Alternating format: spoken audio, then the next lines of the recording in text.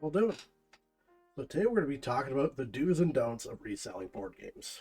So when I got into reselling, my thought was I was going to do toys and video games because there were two things I thought I knew a lot about. And in my head, I was going to go into all these thrift shops. I was going to find toys from my childhood, sought after video games. I was going to buy in all this stuff, flip it, and make great money, and have my side hustle. The reality is, you go into thrift shops, and that stuff's not there. So I would go into thrift shops, I'd go through the whole toy shelf, find really nothing that I wanted to pick up and resell. And then one day I turned around and there was board games and puzzles behind me.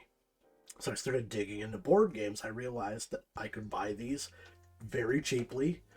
And if I'm willing to make a box and deal with that part of reselling, I could actually make some money off this. And I ended up being a very board game centric reseller for a couple of years. About 2 years in though, I'm looking at a pile of like 120 board games and a space I use to hold my thrift stuff. And I realized that I needed to change what I was doing. And I want to pass on what I learned over the last several years to you so you don't make these same mistakes. So, what are we looking for? What to buy for board games? Games that are collectible. And when we talk about collectible, we do not mean just old. Games that are collectible are games that were released in a limited fashion because supply and demand is important. We need a low supply and a higher demand. So things like Monopoly are not collectible. Monopoly 1961, 100% complete, sells for the same amount of money as Monopoly 2012. It's the same game. Um, the exception being anything still in the original wrapping is going to sell, but not everything is collectible. So you're looking for old games that were not re-released that had some kind of value as far as people did play them. So like old Parker Brothers and Milton Bradley games that just weren't re-released to death. And also Kickstarter games. Kickstarter was kind of interesting when that came out, where people that had an idea could fund it, get it off the ground, but they're not a toy company. They're not going to beat the thing to death. A lot of times they made X amount and that's it. The supply dries up, the demand is still there because people want to collect these rare games. So you also want to look for games that are playable. A great example of this is between Monopoly and Sorry. Monopoly is a game that you cannot play if you can't read and aren't good at math, so that knocks out all the kids. And it takes 4 hours to play a game of Monopoly. People don't regularly play that game. Sorry is very quick and absolutely anyone can play it. That's a great replayable game because if you look at a game and think, how often would the average person that does a family night or tries to, how often would they play this game?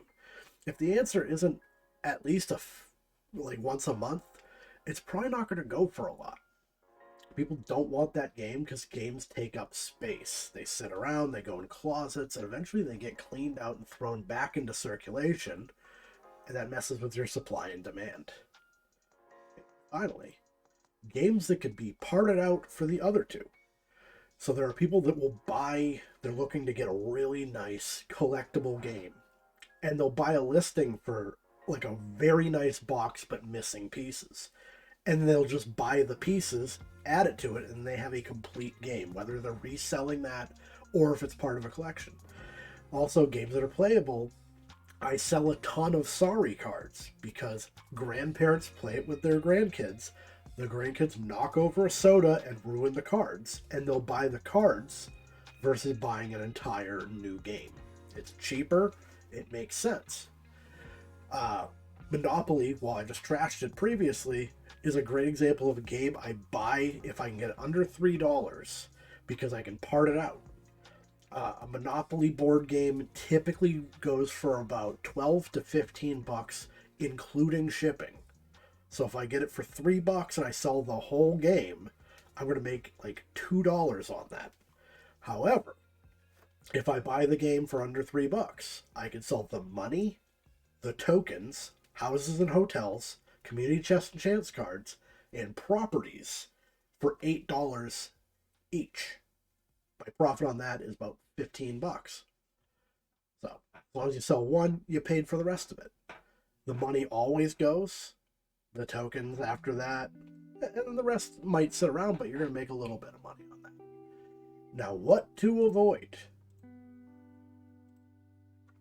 One-off and gimmick games. So going back to that, how often does somebody play this game?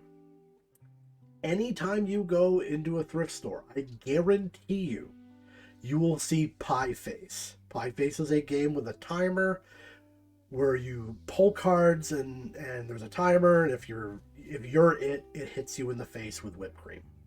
And people think it's great, and they play it once. It sits around. Nobody wants to get hit in the face with it. It goes off to a thrift shop. It goes to a yard sale. It goes to the trash. You always find at least one of those at a thrift store. They don't sell. Murder mystery games. That was a big thing during COVID where couples were at home and they were bored and they did murder mystery games. But you can only play it one time. You know how it ends. It ends up back in circulation. This messes with your supply and demand. They're easy to find cheap. If it's something you want, you'll go straight to the thrift store. You won't go to eBay. And gimmick games. Games that really aren't games. Exploding Kittens. Again, you'll find it at almost every thrift shop. It's just a dumb game people buy for a friend that they don't know what to get for them because it's quirky. They don't play it. It goes to a thrift shop. It goes in the trash. You don't need to be adding these to your collection because they're going to stay there forever. The FOD, the Financial Valley of Death. So when we talked about collectible and replayable and parts, you could find a 1961 Monopoly missing a bunch of pieces with a banged up box, and it ends up not being in any of those three categories. Nobody wants to collect it because it has no real value. It's not playable because it's missing parts, and then it's missing too many parts to part out.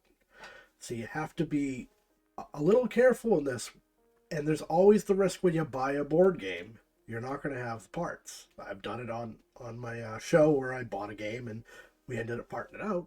That's life. There's a little bit of a risk involved with board games. That's why you tend to kind of set a price that makes sense. When you're dealing with board games, if you're not shaking them, you're not doing it right. You can shake a game and hear pieces moving around. If you're shaking it, you're not hearing any pieces. You probably want to put that back. You never know what's going to end up at the thrift shop.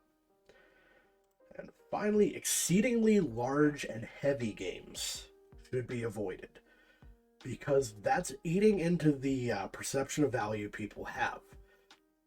Somebody might want to buy Risk. They don't realize how much money it is to ship Risk because it's such a large box. When you get over 20 inches, you're paying per inch on shipping. And certain weights, it starts going up incrementally. So somebody might be willing to pay $20 for this game, but if the shipping's $18, you cannot possibly make money off of it if you purchased it. So while you could sometimes find heavy, large games that are selling for some amount of money, understand that most of that money is being eaten up in shipping, and that perception of value, people aren't going to be willing to go for it. So that's all there is to board games. Learn your board games, learn your producers, and learn to think in the way of what is collectible and what is fun. And you'll avoid picking up stuff you shouldn't, and you'll avoid leaving stuff on the shelf that you should have grabbed. Thank you all for watching, and I'll see you next time.